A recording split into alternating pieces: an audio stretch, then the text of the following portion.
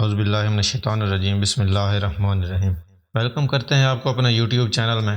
توشہ خانہ سے فیض یاب ہونے والے وزرائے اعظم اور صدور سبھی شامل ہیں، مگر سوال یہ ہے کہ ان صاحب ثروت افراد کو ضرورت کیا تھی؟ ایسی کون سی انہیں مجبوری تھی کہ انہوں نے توشہ خانہ کے نام پر ملک میں لوٹ مار کی؟ حضرت عمر ابن خطاب کا دور خلافت تھا۔ وہ مدینے میں اپنے گھر کے باہر ایک مجمع سے خطاب کر رہے تھے۔ انہوں نے فرمایا کہ اے لوگوں، میری بات دھیان سے سنو اور اطاعت کرو۔ مجمع میں سے ایک شخص کی آواز آئی کہ ہم نہ تمہاری آواز سنیں گے، نہ ہم تمہاری بات سنیں گے، اور نہ ہم اطاعت کریں گے۔ یہ آواز حضرت سلیمان فارسی کی تھی۔ ایک سناٹا چھا گیا۔ خلیفہ عمر نے پوچھا، اے سلیمان، مجھ سے ایسی کیا خطا ہو گئی؟ سلیمان فارسی نے کہا، یمن سے چادروں کا جو تحفہ آیا وہ سب میں برابر تقسیم ہوا، تمہارے تن پر 2 چادریں کیسے آئیں؟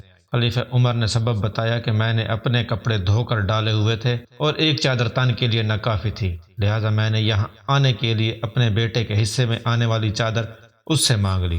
خلیفہ عمر کو اس بات کا پورا ادراک تھا کہ وہ جس منصب پر فائز ہیں، اس کے سبب لوگ ان کے اہل خانہ کے طرز زندگی پر بھی کوئی نہ کوئی سوال اٹھا سکتے ہیں۔ چنانچہ جب وہ کسی فعل سے منع کرتے تو پھر گھر والوں کو جمع کر کے تاکید کرتے کہ لوگوں کی تمہارے افعال پر ایسے نگاہ ہے جیسے پرندہ گوشت کو دیکھتا ہے، لہذا تم میں سے کسی نے کوئی ایسی حرکت کی جس سے میں نے کسی عام آدمی کو روکا ہے تو پھر تمہیں مجھ سے تعلق کے بنا پر دگنی سزا ملے گی۔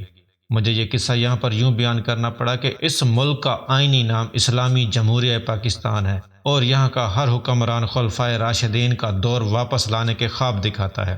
اس دور کے قصے سن کے ہر جنرل، جج، بیوروکریٹ اور نیتا کی آنکھیں ڈبڈبا جاتی ہیں۔ مجھے یہ قصہ یوں بھی یاد آ رہا ہے کہ سابق وزیر اعظم عمران خان اور ان کی اہلیہ پر سرکاری توشہ خانہ سے تحائف اونے پونے خرید کر بازار میں بیچنے کا الزام ہے، اور فرد جرم عائد کرنے کے لیے ان کے ناقابل ضمانت وارنٹ بھی جاری ہوئے ہیں۔ ان وارنٹس کی تعمیل کی کوشش کے دوران جو کچھ ہوا وہ سب آپ کے سامنے ہے۔ اس سے پہلے لاہور ہائی کورٹ کے حکم پر ہر حکومت نے گزشتہ 20 برس کے دوران توشہ خانہ میں آنے جانے والی اشیاء کی فہرست عام کر دی۔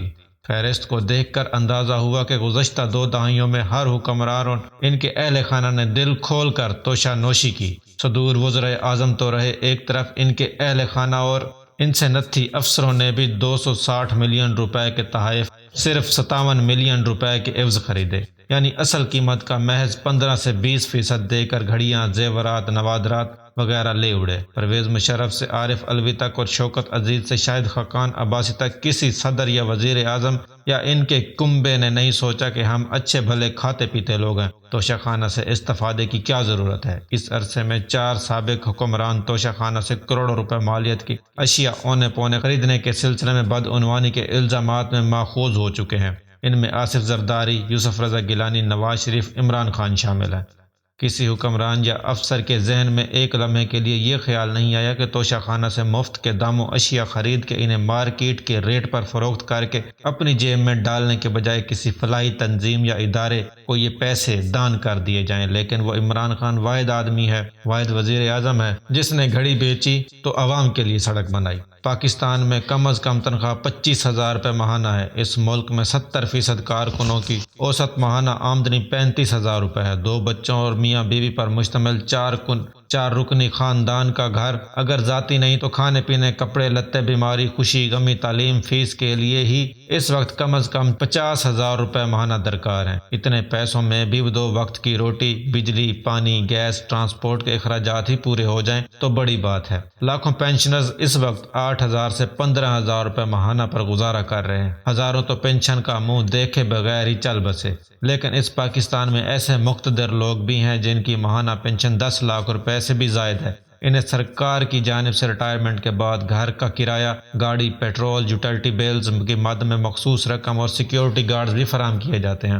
اگر یہ جلیل القدر ہستیاں ان میں سے ایک بھی رعایت نہ لیں تب بھی وہ اپنے طور پر یہ سب افورڈ کر سکتے ہیں، مگر اس کے لیے یہ سوچ درکار ہے کہ سب علل تلل ملک کے 99% آبادی پر بلا واسطہ ٹیکسوں، 18% جی ایس ٹی اور بیرونی قرضوں سے پورے ہوتے ہیں۔ حال ہی میں شہباز شریف حکومت نے وزراء سرکاری اہلکاروں کی مراعات میں کٹوتی کا فیصلہ کرتے ہوئے دعویٰ کیا کہ ان اقدامات سے 200 ارب روپے کی سالانہ بچت ہوگی۔ آج 1 ماہ گزرنے کے باوجود حکومت اپنے وزراء اور بابوؤں سے محض نصف اضافی گاڑی ہی واپس لے سکی ہے۔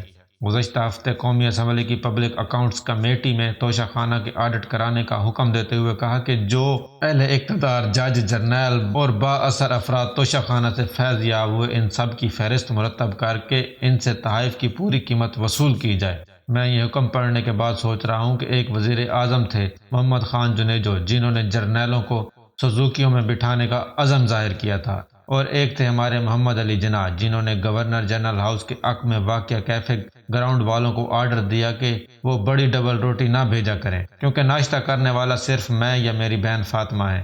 چھوٹی ڈبل روٹی بھیجا کریں تاکہ ریاست کا پیسہ ضائع نہ ہو۔ چھوٹی ڈبل روٹی کا سانچہ آج بھی کیفے گرینڈ والوں نے سنبھال کے رکھا ہوا ہے۔ یہ تھی ہماری آج کی ویڈیو، جو کہ توشہ خانہ کے حوالے سے تھی۔ عمران خان سے پہلے جتنے بھی حکمران آئے ہیں، انہوں نے توشہ خانہ سے جو کچھ لوٹا ہے اس کی فہرست اگر منظر عام پر آ جائے تو عوام حیران ہو جائے، کیونکہ کروڑوں روپے کی گاڑیاں یہ صرف چند لاکھ، 2، 2.5 لاکھ، 6 لاکھ میں لے کر جا چکے ہیں، جبکہ توشہ خانہ کے قانون کے مطابق گاڑی کسی کو دی ہی نہیں جا سکتی، اس کی نیلامی ہوگی۔ لیکن ہمارے ملک میں اندھا قانون ہے، اندھے لوگ ہیں۔ امید کرتے ہیں آج کی ویڈیو آپ کو پسند آئی ہوگی۔ والسلام، ملتے ہیں اگلی ویڈیو میں۔